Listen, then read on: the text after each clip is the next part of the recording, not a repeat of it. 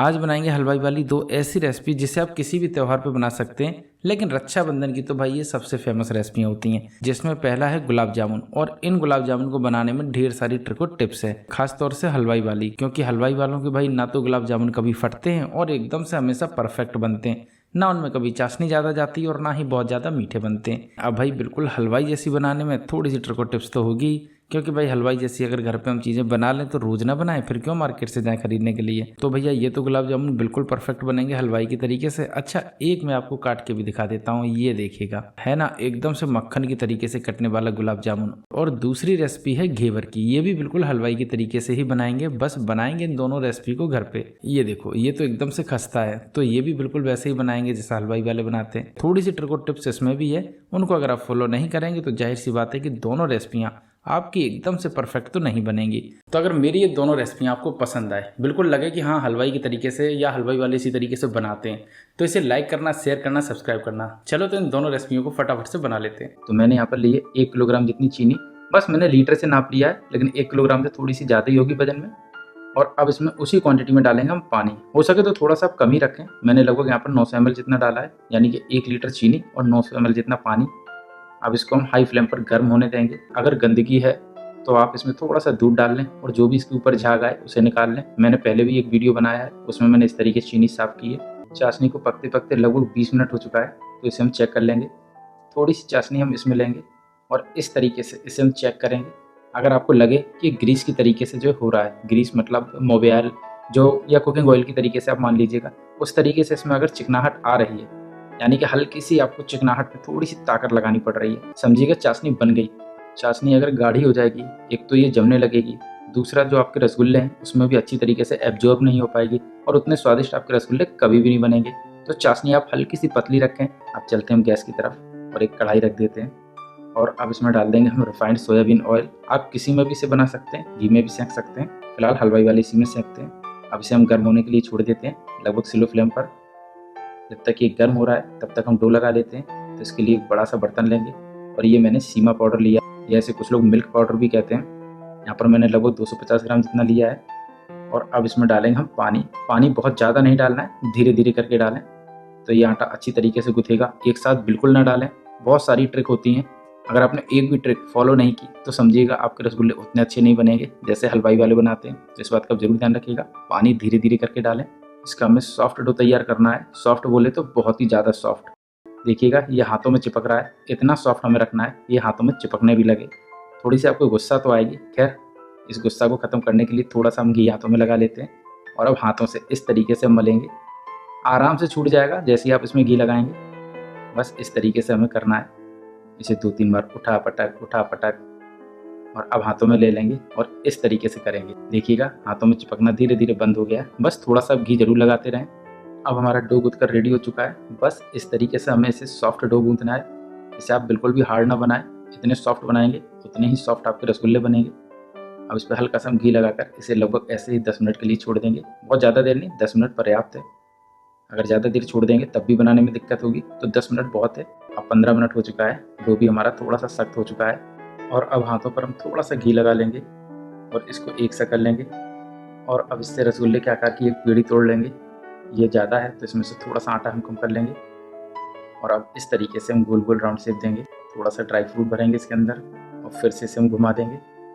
बस इस तरीके से हमें हाथों की सहायता से इसे राउंड शेप देना है। बड़ी आसानी से हो जाएगा, बस हल्के हाथों से इसे आप राउंड शेप दीजिएगा। लीजिएगा रसगुल्ले के आकार की पेड़ी बन चुकी है। अब इसे हम रख देंगे एक प्लेट में और अभी हम आखिरी वाली पेड़ी भी बना लेते हैं। इसमें भी थोड़ा सा ड्राई फ्रूट भर देते हैं और इसको भी इस तरीके से हम घुमा देते हैं। बहुत ही ईजिली बन जाएंगे, कोई दिक्कत नहीं होगी।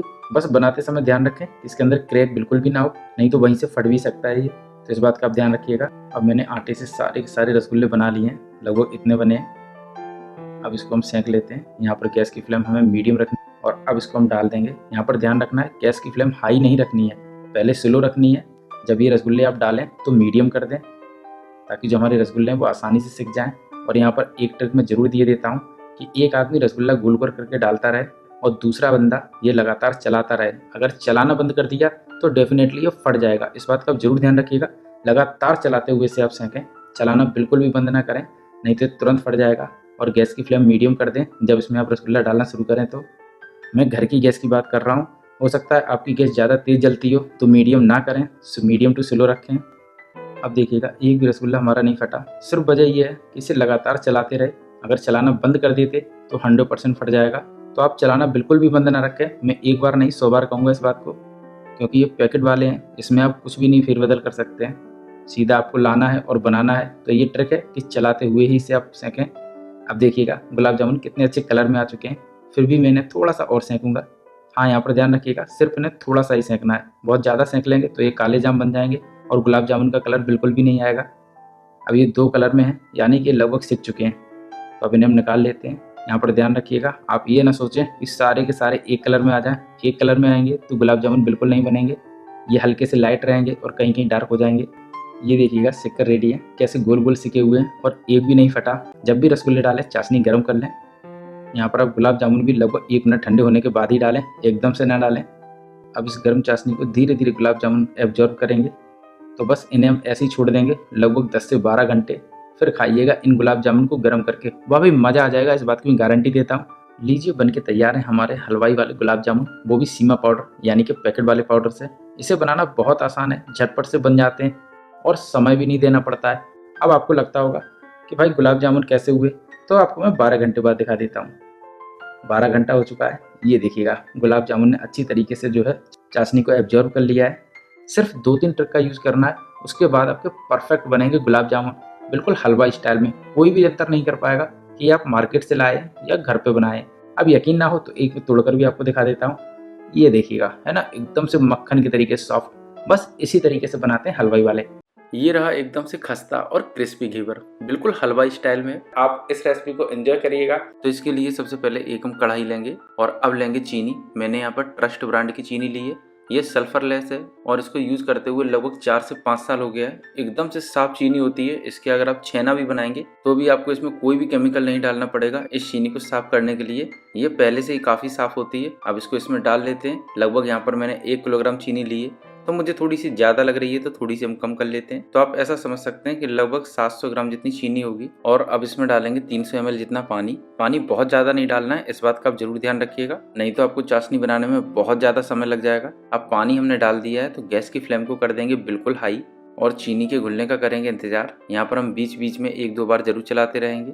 अब चीनी हमारी घुल चुकी है तो इसे थोड़ा सा हम और पकाएंगे। अभी आपको चाशनी बहुत ज़्यादा गंदी लग रही होगी, खैर अभी ये गर्म है इसलिए आपको गंदी लग रही है। जब गैस की फ्लेम स्लो कर देंगे तो आपको लगेगी कि चीनी वास्तव में बिल्कुल ट्रांसपेरेंट है। यहाँ पर चीनी पूरी तरीके से घुल चुकी है तो गैस की फ्लेम कर देंगे स्लो। और अब देखिएगा जो हमारी चाशनी है ना, बिल्कुल साफ। बस इसीलिए मैंने इस चीनी का यूज किया है। आप नॉर्मल चीनी भी ले सकते हैं, बस उसमें थोड़ा सा दूध डालकर उसे साफ कर लें। अब चाशनी हमारी बन चुकी है तो इसे हम चेक कर लेते हैं। तो थोड़ी सी कलछल पर लेंगे हम चाशनी और इस तरीके से हम हाथों से चिपका कर चेक करेंगे। बस आपको ऐसा लगना चाहिए जो ग्रीस या गाड़ियों में इंजन ऑयल डाला जाता है बिल्कुल उसी तरीके से चिपक रहा है या उससे थोड़ा सा ज्यादा चिपक रहा है, समझिएगा आपकी चाशनी बनके तैयार हो चुकी है। यहाँ पर ध्यान रखना है कि जो हमारी चाशनी है बहुत ज्यादा गाढ़ी भी ना हो और बहुत ज्यादा पतली भी ना हो। अगर गाढ़ी होगी तो ये घेवर पर चिपक जाएगी और पतली होगी तो घेवर बहुत ज्यादा ढीला हो जाएगा। तो इसीलिए आपको ध्यान रखना है कि जो चाशनी है बिल्कुल परफेक्ट बनानी है।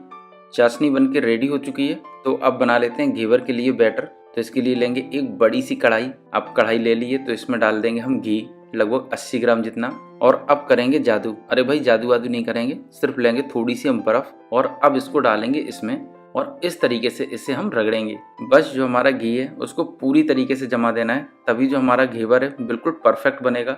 तो ये प्रोसेस करना तो बहुत जरूरी है और इस प्रोसेस को आप मिस भी नहीं कर सकते, खास तौर से इस रेसिपी के लिए। तो बस इस तरीके से हमें इसे जमाना है। अब ये जम चुका है तो बर्फ रख देंगे एक साइड और इस तरीके से हाथों की सहायता से इसको अच्छी तरीके से मलेंगे। बस इसी तरीके से हमें खूब मल मल के इसको चिकना कर देना है, यानी कि जो रोरियां या दाने हैं वो बिल्कुल तरीके से खत्म कर देने हैं और मलना लगभग 2 से 2.5 मिनट है। अब देखिएगा जो हमारा घी है वो आपको घी लग ही नहीं रहा होगा, ऐसा लग रहा होगा किसी चीज का ये बैटर बन के तैयार है। अब घी हमने अच्छी तरीके से मसल के स्मूथली कर लिया है तो अब डालेंगे इसमें हम मैदा। लगभग 300 ग्राम जितनी मैंने मैदा ली है तो थोड़ी सी हम अभी डालेंगे और अब इसको भी अच्छी तरीके से मलेंगे।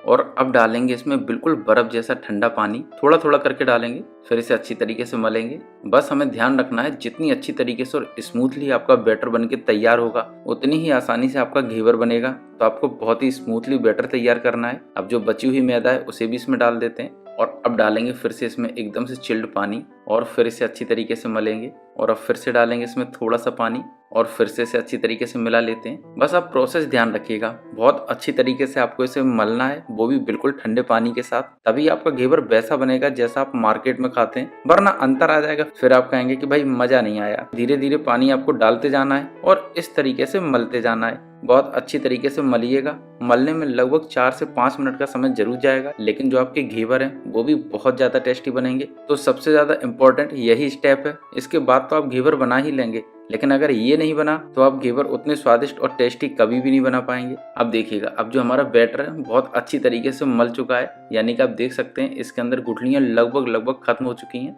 ये देखिएगा बैटर बिल्कुल स्मूथली है, मैं उठा के आपको दिखा देता हूँ। ये देखिएगा, बस इसी तरीके का हमें बैटर रखना है। तो अब डालेंगे इसमें हम पानी। अब बैटर हमारा बन के रेडी है और अब लेंगे एक बड़ा सा बर्तन और लेंगे इस तरीके की एक छलनी, आटा छानने वाली, इजीली घर पे मिल जाएगी। बस ध्यान रखना है बारीक छेदों वाली ही छलनी लेनी है। अब इस छलनी में डालेंगे हम बैटर जो अभी मैंने थोड़ी देर पहले बनाया था और इसको अच्छी तरीके से छान लेंगे। अभी आपको लग रहा है कि बिल्कुल स्मूथली है, लेकिन फिर भी इसमें थोड़ी थोड़ी सी गुठलियां जरूर होंगी। ये देखिएगा, है ना, थोड़ी थोड़ी सी गुठलियां, बस यही जो आपके घेवर का टेस्ट है वो बदल देगी। अब हमने बैटर अच्छी तरीके से छान लिया है और अभी ये काफी हद तक गाढ़ा है, तो इसमें डालेंगे बिल्कुल चिल्ड पानी। थोड़ा सा पानी डाल देते हैं। अभी भी मुझे बैटर थोड़ा सा गाढ़ा लग रहा है, तो इसमें थोड़ा सा पानी और डाल देते हैं। अब इसको अच्छी तरीके से मिला लेते हैं। बहुत ज्यादा भी पतला नहीं रखना है और बहुत ज्यादा गाढ़ा भी नहीं रखना है।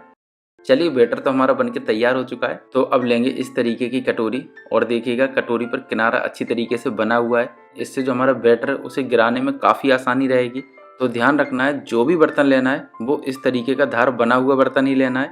मैंने इस तरीके की कटोरी ले ली है, आपके घर पे इजीली बहुत सारे बर्तन इस तरीके के मिल ही जाएंगे। अब इसमें जो मैंने घेवर बनाने वाला बैटर बनाया था उसको भर लेंगे। अब कटोरी हमने भर ली है, तो चलते हैं सीधा गैस की तरफ और इस पर रख देते हैं एक पैन। यहाँ पे ध्यान रखना है, पैन का जो तला है थोड़ा सा मोटा होना चाहिए और बहुत ज़्यादा बड़ा बर्तन नहीं होना चाहिए, नहीं तो जो हमारा घेवर है वो देखने में उतना अच्छा नहीं लगेगा और ज़्यादा बड़ा होगा तो ये पतला बनेगा और जितना छोटा बर्तन होगा उतना ही घेवर हमारा मोटा बनेगा। और अब इसमें डालेंगे हम देसी घी। अगर देसी घी नहीं है तो आप वनस्पति घी का भी यूज कर सकते हैं। बस यहाँ पे ध्यान रखना है, जो भी आप वनस्पति घी लें वो बहुत ज़्यादा हार्ड नहीं होना चाहिए, लेकिन मैं डालडा ब्रांड का वनस्पति घी जरूर आपको सजेस्ट करूंगा, खासतौर से इस घेवर को बनाने के लिए। अब इस घी को मीडियम टू हाई फ्लेम पर अच्छी तरीके से गर्म हो जाने देते हैं, क्योंकि जितनी अच्छी तरीके से घी गर्म होगा उतने ही अच्छी तरीके से हमारे दाने बनेंगे और उतना ही टेस्टी हमारा घेवर भी बनेगा। अब घी हमारा अच्छी तरीके से गर्म हो चुका है, तो अब बना लेते हैं हम घेवर। तो जो कटोरी में मैंने बैटर भरा था उसको डालेंगे बिल्कुल धार लगाते हुए इस तरीके से। ये देखिएगा, बस थोड़ा थोड़ा डालना है, फिर थोड़ा सा डाल देते हैं। बस यहाँ पर ध्यान रखना है, जो गैस की फ्लेम है वो मीडियम टू हाई या मीडियम रखनी है। अब फिर से इसमें थोड़ा सा डाल देते हैं, अब फिर से इसमें थोड़ा सा डाल देते हैं। अब यहाँ पर हमें एक काम जरूर करना है कि जो ये हमारा घेवर है इसके बीच में थोड़ी सी जगह कर देनी है, ताकि जब इसमें हम बैटर डालें तो वो अच्छी तरीके से बिखर जाए। तो बस इस तरीके से हमें बीच में हल्की सी जगह कर देनी है और इस तरीके से मैदा का घोल यानी कि बैटर डाल देना है। बस थोड़ा थोड़ा करके डालिएगा, जो हमारा बैटर है वो अच्छी तरीके से इस पर बिखर जाएगा। तो आप थोड़ा डालेंगे तो अच्छी तरीके से बिखरेगा, तो इसीलिए मैंने यहाँ पर एक धारदार बर्तन लिया और उससे डाल रहा हूँ। थोड़ा थोड़ा जाएगा भी और आराम से जो हमारा घेवर है वो बनेगा भी, अच्छी तरीके से बिखर भी जाएगा और बहुत ज़्यादा क्रिस्पी भी बनेगा। गैस हाई होगी तो ये अच्छी तरीके से बिखरेगा, गैस स्लो होगी तो इसे बिखरने में थोड़ी सी दिक्कत होगी। तो बस छोटी छोटी सी ट्रिक और टिप्स हैं, जिसे आप फॉलो करते हैं तो बिल्कुल परफेक्ट मार्केट जैसा ही घेवर बनेगा। अगर बर्तन छोटा है तो जल्दी से मोटा हो जाएगा और बहुत ज़्यादा बड़ा है तो उतनी जल्दी से मोटा नहीं होगा और थोड़े से पतले पतले रहेंगे। अब इसमें फिर से हम थोड़ी सी बीच में जगह कर देते हैं। लीजिए भाई, लगभग घेवर हमारा बनने वाला है। बैटर डालना कर देते हैं बंद। अब इसके ऊपर झाग खत्म हो जाएगा पूरी तरीके से। ये देखिएगा, झाग खत्म हो चुका है, यानी कि जो हमारा घेवर है वो लगभग पकने वाला है। अब इसको किनारे से हम थोड़ा सा छुड़ा लेते हैं, बहुत आसानी हो जाएगी, छुड़ाने में कोई भी दिक्कत नहीं होती है। आप इसमें हल्का सा भी मारेंगे तो भी ये आराम से बर्तन से छूट जाएगा। अब इसको थोड़ी देर हम और सिकने देंगे। लीजिए भाई, घेवर हमारा अच्छी तरीके से सिक चुका है, तो बस इसे इस तरीके की डंडी की सहायता से निकाल लेंगे। आप किसी की भी सहायता से निकालिएगा, बस इसे निकालना है। अब घेवर हमारा सिक चुका है, लेकिन इसके अंदर जो घी है वो बहुत ज़्यादा है, तो उसे भी हमें निकालना है, तो इसीलिए इसे रख देंगे सीधा जाली पर और बस जो एक्स्ट्रा घी है उसे इस बर्तन में निकल जाने देंगे। तो इसे ऐसे ही छोड़ देंगे लगभग 10 से 15 मिनट के लिए। जब तक इसमें से घी निकल रहा है तब तक हम दूसरा वाला घेवर भी बना लेते हैं। बस उसी तरीके से बनाना है। अब दूसरा वाला भी घेवर बन के तैयार हो चुका है, तो इसे भी निकाल देते हैं। इसी तरीके से हम एक एक करके सारे घेवर बना लेते हैं। अब हमने एक एक करके सारे घेवर बना लिए हैं, तो बस इन्हें करेंगे हम चाशनी में डिप। तो इन घेवरों को उठा लेते हैं। देखिएगा कितना खस्ता है, जैसे ही मैंने इसे छुआ टूट गया। बस जब ये मीठा हो जाएगा तो इतना खस्ता नहीं रहेगा। अब घेवर हमने सारे निकाल लिए, तो चलते हैं सीधा चाशनी की तरफ। चाशनी को मैंने हल्का सा गर्म कर लिया है, मतलब बहुत ज्यादा गर्म भी नहीं तो बहुत ज्यादा ठंडा भी नहीं। बस आप ऐसा समझ सकते हैं कि गुनगुने से थोड़ी सी गर्म चाशनी है। अब चाशनी हमारी हल्की गर्म है, तो इस पर रख देंगे इस तरीके की जाली और अब रखेंगे इसके ऊपर घेवर। बस इस तरीके से रखना है और इस तरीके से इसके ऊपर डालनी है हमें चाशनी। जैसा भी आप मीठा खाएं उस तरीके से चाशनी डालें। बहुत ज़्यादा मीठा खाएं तो अच्छी तरीके से आप चाशनी डालें, और थोड़ा सा कम मीठा खाना चाहें तो थोड़ी सी चाशनी अच्छी तरीके से ना डालें। बस इतना ही करना है। अब इसके ऊपर फिर से रख देते हैं दूसरा घेवर और फिर इसके ऊपर भी डाल देते हैं हम इस तरीके से चाशनी। घेवर में देखिएगा कितनी अच्छी तरीके से जाली बनी हुई है। यकीन मानिएगा जो इसका टेस्ट है वो भी बहुत गजब का है, क्योंकि ये आपने प्योर अपने घर पे बनाया है और आपको पता है कि शुद्ध देसी घी में बना है, तो भाई शुद्ध देसी घी में बना है। अब सारे घेवरों पर हमने चाशनी डाल दी है। ये बहुत ज्यादा मीठा नहीं बनेगा। अगर पूरा का पूरा घेवर हम इस चाशनी में डाल देते और उसके बाद इसको ऊपर रखते और फिर इसके ऊपर हम चाशनी डालते तो ये थोड़ा सा ज्यादा मीठा हो जाता। अब इसको ऐसे ही छोड़ देंगे लगभग 15 से 20 मिनट के लिए। 15 मिनट हो चुके हैं। अच्छी तरीके से चाशनी को एब्जॉर्ब कर लिया है और जो बची हुई चाशनी है वो सारी नीचे चली गई है।